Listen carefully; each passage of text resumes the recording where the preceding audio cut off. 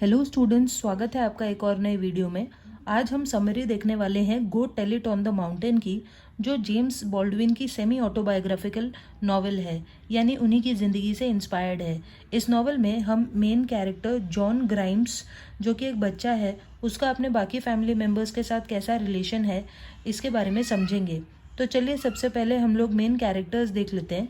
तो सबसे जो मेन कैरेक्टर है यहाँ पर वो जॉन ग्राइम्स ही है, वो बच्चा जो कि मेन कैरेक्टर है। एलिजाबेथ और रिचर्ड का बेटा होता है।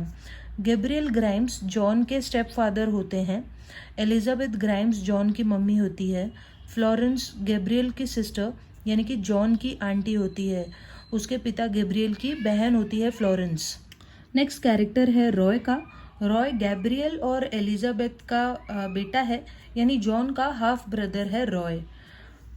नेक्स्ट कैरेक्टर है रॉयल का, जो गैब्रियल का इलेजिटिमेट यानी कि नाजायज़ बेटा होता है एस्थर नाम की महिला के साथ। एस्टर गैब्रियल की मिस्ट्रेस होती है, यानी एक रखेल होती है। गैब्रियल ने एक एस्टर नाम की औरत को रखा होता है, उसी के साथ उसका बेटा होता है रॉयल।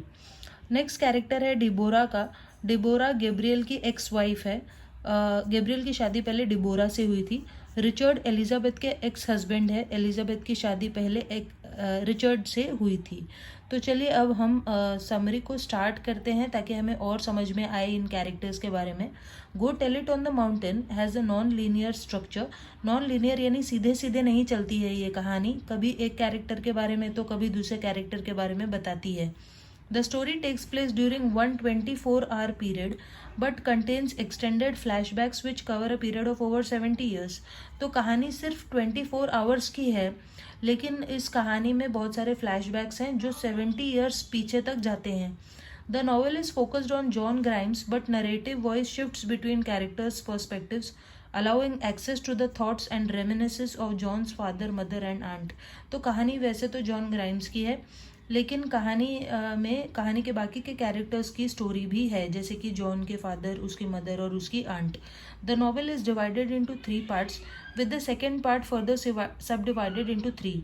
तो नॉवल वैसे तो 3 पार्ट्स में डिवाइडेड है, लेकिन सेकेंड पार्ट को फिर से 3 पार्ट्स में बांटा गया है। जैसे part 1 the seventh day, part 2 the prayer of the saints Florence's prayer, part 2 the prayer of the saints Gabriel's prayer और part 2 prayer of the saints Elizabeth prayer. तो एलिजाबेथ की प्रेयर, गैब्रियल की prayer और Florence की prayer, यानी जो main character है John, उसके पापा, मम्मी और उसकी आंटी, इन तीनों के प्रेयर्स शामिल होते हैं पार्ट नंबर 2 में, सेकेंड पार्ट में। And finally part 3 the threshing floor. तो इस तरीके से टोटल 3 पार्ट्स हैं इस नॉवल में और सेकंड पार्ट को 3 पार्ट्स में डिवाइड किया गया है। तो चलिए अब हम लोग फर्स्ट पार्ट को समझते हैं कि फर्स्ट पार्ट में क्या बताया गया है। In part 1 John wakes up on his birthday. तो पार्ट 1 में जॉन अपने बर्थडे पर जागता है। He sits down for breakfast expecting something special from his mother. और वो ब्रेकफास्ट करने के लिए बैठा होता है और एक्सपेक्ट कर रहा होता है कि कुछ अच्छा खाना आएगा। However, he is met with the regular breakfast that is served regularly in the household. His mother then sends him off to do his daily chores like any other day. उसके बाद उसकी मम्मी उसे अपने रोज के काम करने के लिए भेज देती है, जैसा बाकी के दिनों पे होता है वैसे ही। As he does his chores, he thinks about his relationship with his domineering father, who does not seem to love him and seems to have much hatred towards John. तो जब वो अपने काम कर रहा होता है तो जॉन अपने पापा के बारे में सोचने लगता है। उसके पापा, उसे ऐसा लगता है कि उससे प्यार नहीं नफरत करते हैं। He also begins to think about his relationship with the storefront church at which his father is sometimes preacher. और वो चर्च के बारे में भी सोचने लगता है, उस चर्च में जहाँ पे उसके पापा एक प्रीचर होते हैं और वो भाषण दिया करते थे। तो उस चर्च के बारे में भी जॉन सोचने लगता है। The church is a major part in the life of John's family. तो जो चर्च है वो जॉन की फैमिली का एक मेजर पार्ट है, बहुत ही इंपॉर्टेंस रखता है जॉन की फैमिली में church. His family is extremely religious. उसकी फैमिली बहुत ज़्यादा धार्मिक होती है। And spends a lot of their time and supporting the church. तो वो लोग चर्च में अपना बहुत सारा समय बिताते हैं। All of the members of the Grimes family are very intertwined with in the church. तो पूरा जो ग्राइम्स परिवार होता है वो चर्च में बहुत ज़्यादा खोया हुआ होता है। His younger half brother Roy also resents his father strictness. तो जो उसका भाई है, हाफ ब्रदर है रॉय, यानी कि गैब्रियल और एलिजाबेथ का जो बेटा है रॉय, जिसके बारे में हमने कैरेक्टर्स में समझा, तो जो रॉय है वो भी अपने पापा से नफरत करता था, अपने पापा की स्ट्रिक्टनेस को पसंद नहीं करता था। But unlike John has begun to rebel by running with a rough crowd. लेकिन वो जॉन की तरह घर पर नहीं रहता था, अपना गुस्सा दिखाने के लिए वो घर से बाहर भाग जाता था। The rebellion against his father leaves a lot of anger with in Gabriel and builds upon the constant thought of their father. तो ये जो रिबेलियस एटीट्यूड था रॉय का, ये गैब्रियल को बिल्कुल पसंद नहीं आ रहा था। Once John has finished his course, his mother Elizabeth gives him some money for his birthday. तो जैसे ही जॉन का काम खत्म होता है, उसकी मम्मी उसे कुछ पैसे देती है एंड ही गोज आउट, और वो पैसे लेके बाहर जाता है। He walks through Central Park and down Fifth Avenue before going into a movie theatre to watch a film. तो उस पैसे को ले जाकर वो एक मूवी थिएटर में जाकर मूवी देखने लगता है। John returns home to find that Roy has gone with some neighbourhood boys to pick a fight and has been cut with a knife. तो जब जॉन घर लौटता है तो उसे पता चलता है कि उसका जो हाफ ब्रदर होता है रॉय, वो अपने पड़ोस में गया है कुछ लड़कों के साथ, और वहाँ पे उसने खूब लड़ाई की है और उसे चोट भी आई है, एक चाकू से उसे कट लग गया है। John step father Gabriel returns home. उसके बाद जॉन के स्टेप फादर गैब्रियल घर आते हैं। Gabriel is angry. तो गैब्रियल को जब ये पता चलता है रॉय के बारे में तो उसे बहुत गुस्सा आता है। He lashes out and looks for someone to blame besides Roy. और वो गुस्से में ढूंढने लगते हैं कि किसके ऊपर अपना पूरा गुस्सा उतारें, किसको ब्लेम करें। Gabriel ultimately ends up putting the blame on to Elizabeth and Gabriel's own sister Florence, who was in the house with the family at the time. तो गैब्रियल को गुस्सा निकालने के लिए कोई चाहिए होता है, इसलिए वो अपनी पत्नी एलिजाबेथ और गैब्रियल की खुद की बहन फ्लोरेंस के ऊपर अपना पूरा गुस्सा निकाल देते हैं। Gabriel's sister Florence and Elizabeth object that no one is to blame but Roy since he went out to pick the fight. तो तब गैब्रियल की बहन फ्लोरेंस और एलिजाबेथ कहती है कि तुम हमें मत ब्लेम करो, इसमें पूरी गलती रॉय की है क्योंकि वो बाहर गया और लड़ाई की। Gabriel strikes Elizabeth causing Roy to challenge and curse him. Gabriel takes immense disrespect from Roy and will not settle for it. तो गैब्रियल को गुस्सा आता है और वो एलिजाबेथ को मारने लगते हैं, और तब रॉय जो है वो गैब्रियल को चैलेंज करता है कि तुम्हारी हिम्मत कैसे हुई मारने की। लेकिन गैब्रियल को ये डिसरिस्पेक्ट पसंद नहीं आता। He decides that as his father he must do something to Roy because he believes Roy is in no place to challenge Gabriel and question his authority over him. तो Gabriel को ऐसा लगता है कि उसे रॉय कुछ करना पड़ेगा ताकि रॉय को सबक सिखाया जा सके। गैब्रियल विप्स रॉय। तो गैब्रियल जो है जोर जोर से रॉय के ऊपर चाबुक मारने लगते हैं, बेल्ट से मारने लगते हैं। Until Florence intervenes. तभी गैब्रियल की बहन आती है और बीच में दखल देती है और कहती है कि तुम रॉय को मत मारो। Gabriel does not appreciate Florence intervening and talks down to her. Gabriel को ये चीज़ पसंद नहीं आती कि फ्लोरेंस बीच में टांग अड़ा रही है। John then goes to the church. तो ये सब जब हो रहा होता है तो जॉन घर से बाहर निकल के चर्च जाता है और वहाँ पर काम करने लगता है, वो काम जो रह गए थे। Elisha, an older boy in the church, arrives to help and the two exchange playful barbs and then playfully wrestle. वहाँ पर एक दूसरा लड़का आता है एलिशा, जिसके साथ जॉन खेलने लगता है। The two then finish cleaning the church while talking about John's soul and salvation. उसके बाद वो लोग चर्च को साफ करते हैं और आत्मा मुक्ति इस तरह की बातें करने लगते हैं। Two women arrive followed shortly by John's father mother and aunt Florence. उसके बाद दो औरतें आती है और दो औरतों के बाद फिर जॉन के पापा मम्मी और उसकी आंटी भी वहाँ आ जाते हैं। इस तरीके से पार्ट 1 ख़त्म हो जाता है और पार्ट 2 शुरू हो जाता है। पार्ट 2 की शुरुआत होती है फ्लोरेंस की प्रेयर से। फ्लोरेंस जॉन की आंटी होती है और देखिए वो क्या प्रे कर रही होती है, क्या सोच रही होती है, उसके बारे में यहाँ पर बताया है। Florence recalls her childhood with Gabriel. तो फ्लोरेंस अपने बचपन को याद करती है जहाँ पे वो अपने भाई गैब्रियल और अपनी माँ के साथ रहा करती थी। उसकी माँ एक फॉर्मर स्लेव थी, यानी पहले वो एक गुलाम थी। She recalls her devout mother leading them in prayer after the rape of a girl Deborah by a group of white men. तो वो याद करती है कि कैसे उसकी मम्मी बहुत धार्मिक थी और जहाँ वो रहते थे वहाँ एक लड़की डिबोरा का रेप हुआ था और कुछ अंग्रेज़ों ने मिलकर उसका रेप किया था। She resented that just because Gabriel was a boy her mother always put his future ahead of hers even though she was much better behaved. तो फ्लोरेंस को इस बात पे बहुत गुस्सा आ रहा था कि हमेशा उसके भाई गैब्रियल को इम्पोर्टेंस दिया गया क्योंकि वो एक लड़का था, जबकि वो ज़्यादा अच्छी बच्ची थी, ज़्यादा वेल बिहेव थी, लेकिन फिर भी फ्लोरेंस को कभी इतना ज़्यादा इम्पोर्टेंस नहीं दिया गया जितना कि गैब्रियल को दिया गया।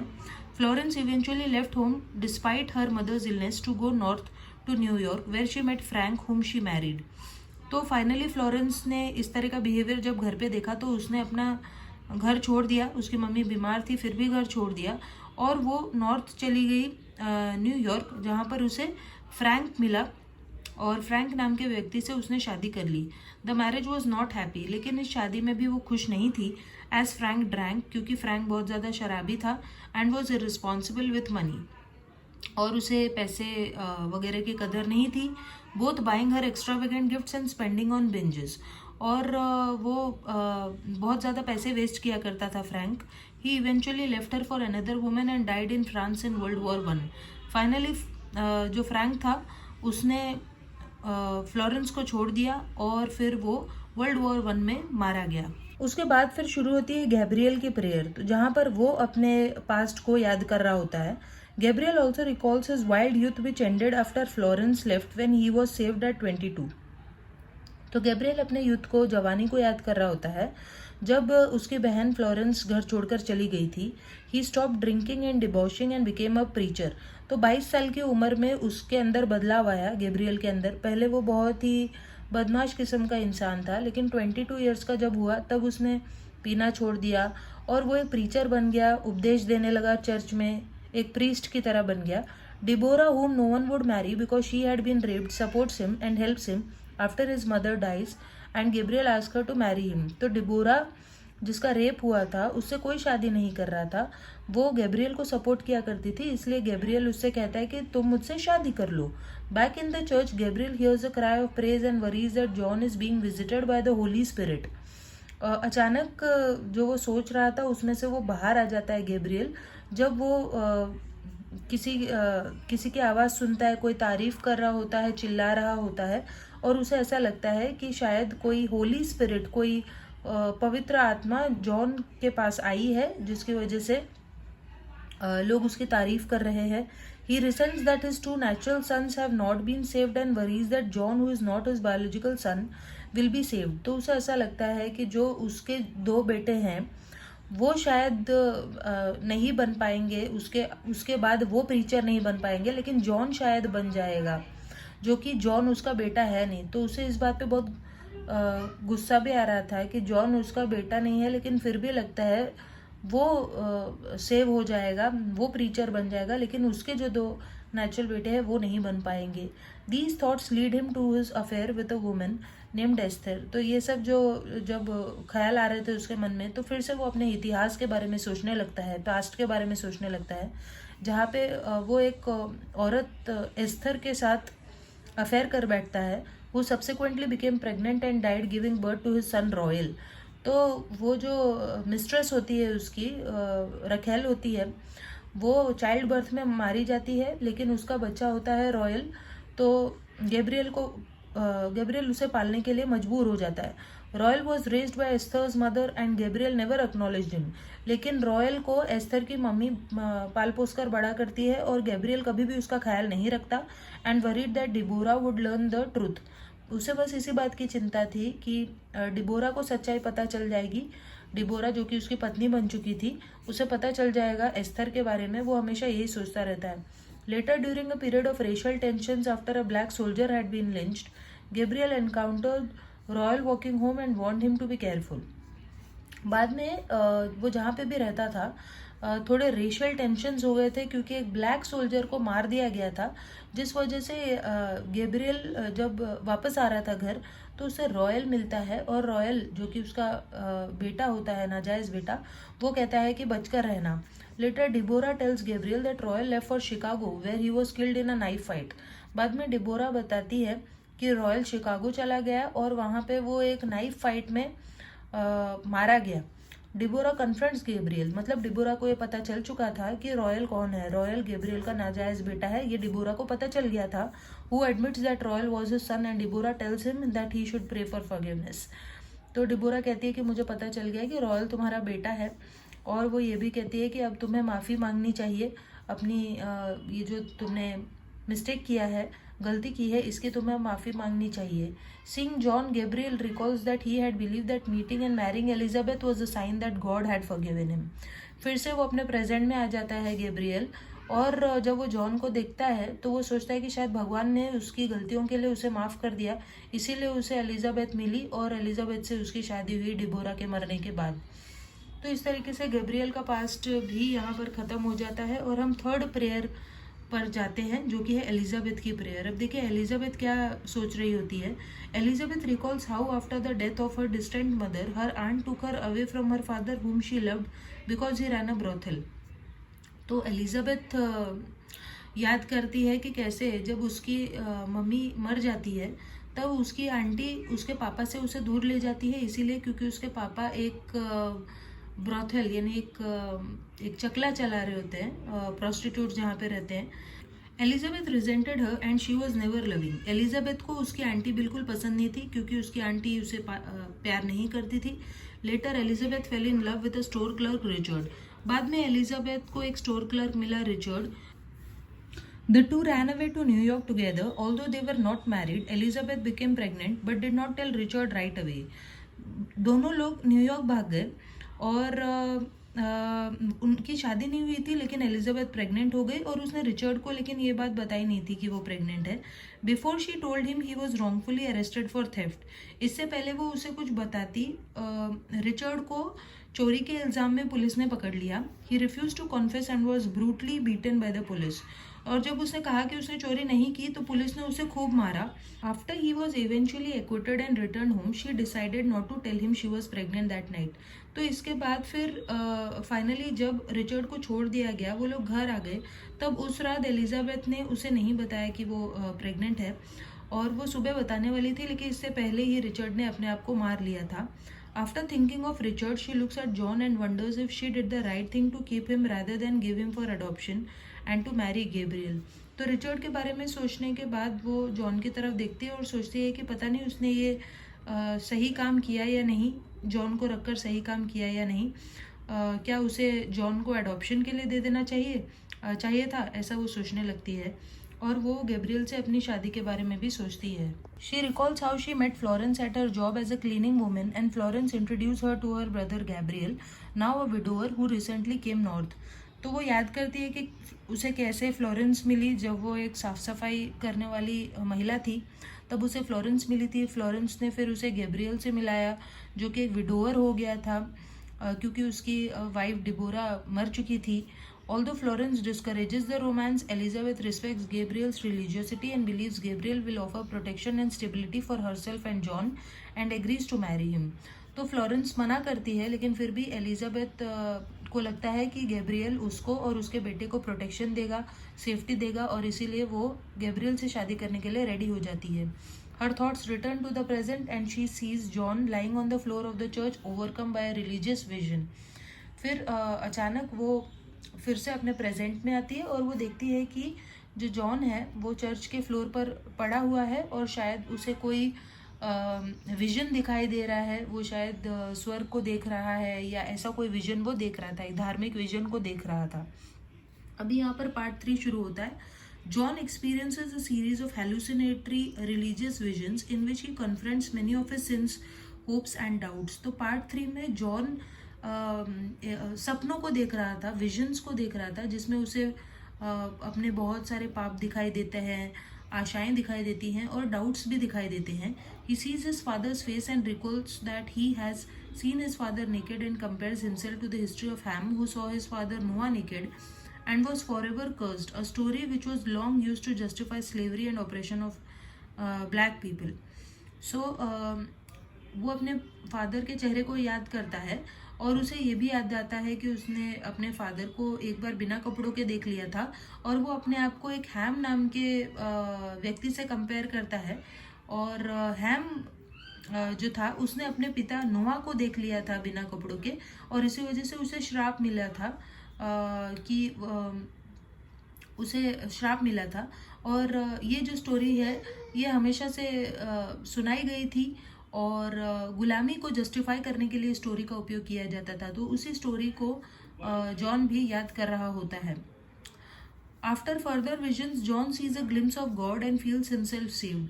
फिर जब उसे और इस तरह के विजन्स दिखाई देते हैं, ड्रीम्स दिखाई देती हैं, जॉन को भगवान का भी एक ग्लिम्स दिखाई देता है। उसे ऐसा लगता है जैसे वो भगवान को देख रहा है, और फिर उसे ऐसा लगता है कि उसकी गलतियों को माफ़ कर दिया गया है और वो सेव हो चुका है। ही रिटर्न्स टू कॉन्शियसनेस, तो उसे फिर से होश आता है, and realises that it is morning and he has been there all night. तो उसे पता चलता है कि सुबह हो चुकी है और वो उधर ही चर्च के फ्लोर पर रात भर रहा है। All are happy for him except Gabriel who seems unconvinced. तो सभी लोग खुश हैं, लेकिन गैब्रियल को अभी भी यकीन नहीं है कि जॉन ने इस तरह के कोई विजन्स देखे हैं, सपने देखे हैं। The group leaves the church to walk home, and Florence, who is terminally ill, confronts Gabriel with a letter from Deborah, which reveals her suspicions that Gabriel had fathered a son with Esther.